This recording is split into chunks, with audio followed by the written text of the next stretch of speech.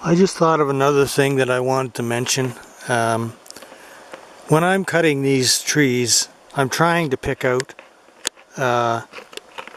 any trees other than white pine.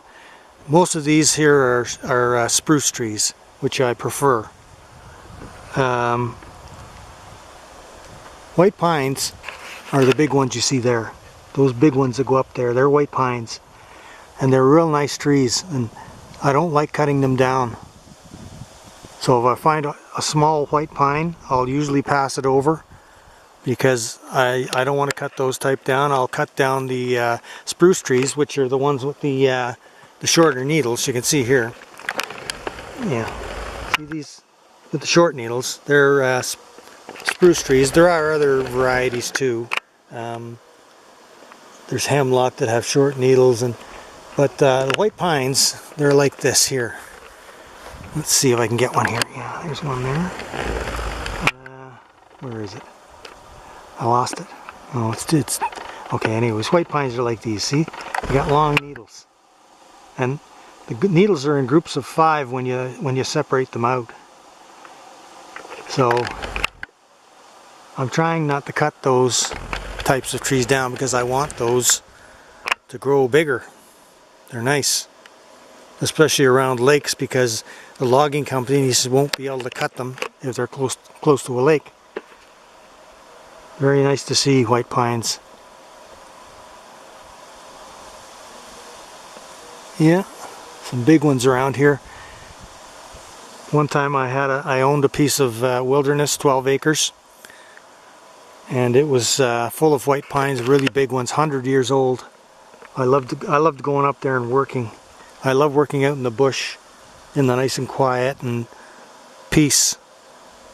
So I'd go up there when I was working. I would go up there on the weekends and my vacation time, and I'd work on my my house I was building up there. But it didn't work out because people won't let you do that. They'll bother you all the time.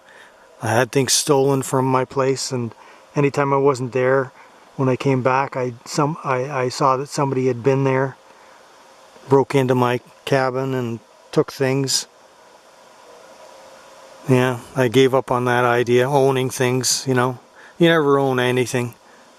If you're there all the time, it's a little bit different. But even so, even if you're there all the time, the township or whatever place you're located in, they enact bylaws, you know. And when I was in that place, when I first bought it, it was total wilderness, and the lady I bought it from said you can do anything here. You don't have to even have a building permit, you know. But I was there for about 10 years, I guess, and over those years they enacted new bylaws, more and more and more new bylaws, and before you know it, I needed a permit to have a shit in the woods. So I didn't like that, so I sold it.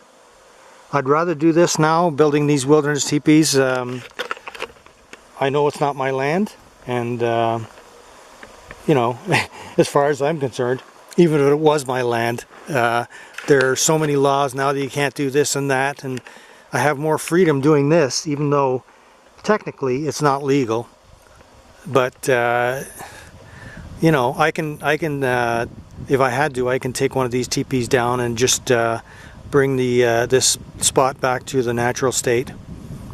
So I would do that if I had to, but that's why I'm trying to position them in places where nobody's likely to find them. But that's why I'm building a number of them too, because you know, it's someone's going to find 1 or 2 of them anyways, probably. So I may have to take some of these down eventually, but like I said, I'll be working on them off and on, and I'm not in any hurry to finish them.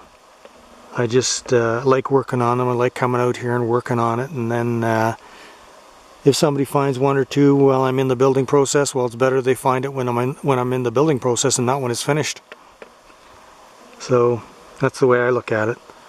And even so, even though I decided to leave that place that I bought, I didn't regret buying it, because like I said, I was there for 10 years and I had some amazing times up there, just working away, building that place.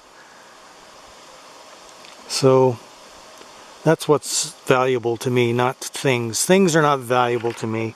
I mean, I'm not going to throw them away. I'm not going to abuse them on purpose.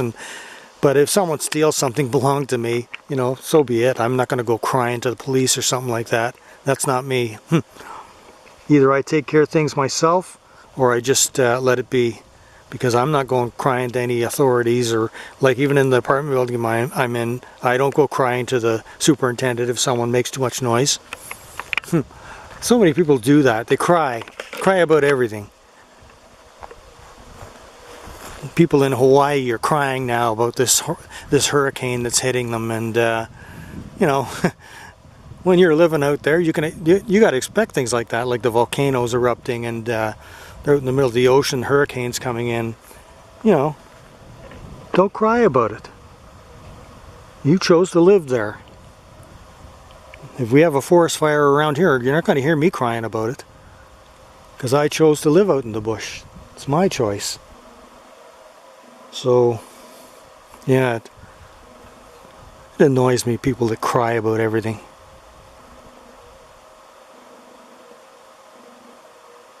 It's quiet here. Beautiful.